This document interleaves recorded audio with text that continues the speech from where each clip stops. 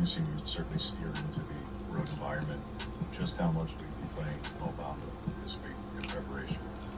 It'll play. We can play a couple times. We'll be, do everything you can to be prepared for that environment for sure. One of the best spectacles in all of college football, a whiteout. I don't love that song. Might like it even less after tonight.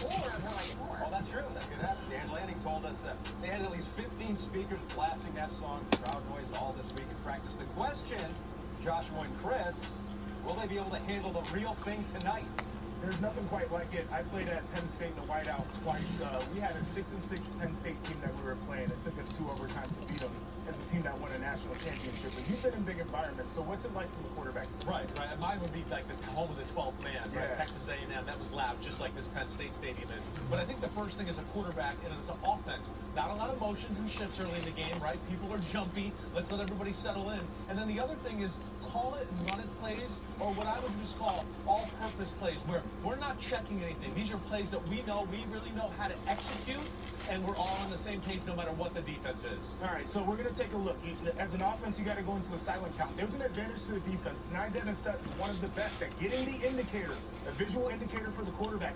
Look at how quick he's off the ball. And this is a big thing for me. There's a built-in advantage to the home defense where if you can speed up the quarterback who's already under duress, you can have a lot of success. So explain to me the silent count from the offense. Yeah, I think the silent count, you got to mix it up a little bit. You can't just be coming out there with one clap, drive after drive. You got to have some series where you go, hey, we're going to go in the second clap, we're going to go in the third clap. Also, you got to get on the center, too, with how his rhythm is. Sometimes you see these centers, right? They look to the left, they look back, and then they snap it. You got to change that up. Sometimes look left, look right, then snap it. It's little things like that that'll stop you crazy defensive guys getting off the ball. You got to get any edge possible. It's really a chess match. It's what they talk about. But there's a lot of action that's going to be going down tonight. Been plenty of action today, so let's get it over to John Fincher to tell us about it. Well, good evening, fellas. Yes, this is the U.S. Bank College Football Roundup. And, folks, this has been a chaotic Saturday. Well, let's get it started in the Southeastern Conference. LSU and Ole Miss, early fourth quarter. Ole Miss up 4 on the LSU 15-yard line. Kewan Lacey up the middle, pushing the pile. 12-yard gain, and then 2 plays later for Ole Miss. Crowd going wild. Logan Diggs. He's going to take it in for a 6-yard score. LSU's just scored, did not convert the 2-point conversion. Rebels looking for the victory.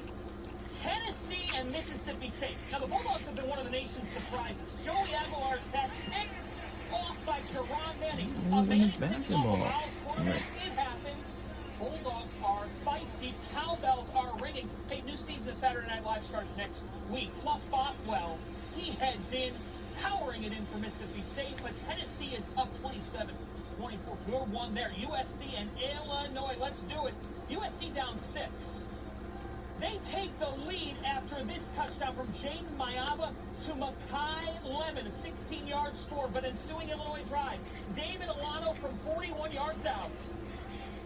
The Illini go from gut-wrenching last week to jubilation this week. A win over USC. They needed it. Brett Bielema's team gets it to Iowa City. This was a great game. Just ended on Peacock. Fernando Mendoza, it's his time. Elijah Surratt takes it to the house. Indiana wins 20-13. They're off next week. Then they'll take on number 6 Oregon in Eugene. In the Big Ten. Excuse me. Ohio State traveling to Washington. Huskies were a feisty underdog pick because they've got that second longest active home winning streak. Julian Sand and Jeremiah Smith have other plans. 18-yard touchdown. Buckeyes, they would stay in control the rest of the way, 24-6. Ohio State hosts Minnesota on Big Ten Saturday night, next Saturday here on NBC. Let's go to the Ryder Cup.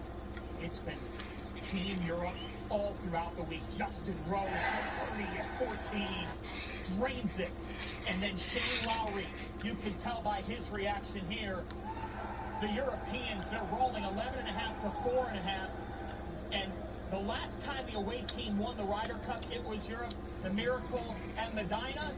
Well, Team U.S. needs more than a miracle now, but we're going to have it for you tomorrow, 12 Eastern time on NBC and Peacock. The Americans have a ton of work to do as our huge sports weekend will roll on with Day 3 of the Ryder Cup tomorrow. But first, a whiteout. A special scene. Can Oregon make the big statement on the road? Ducks and Nittany Lions. We're inching closer and closer, America.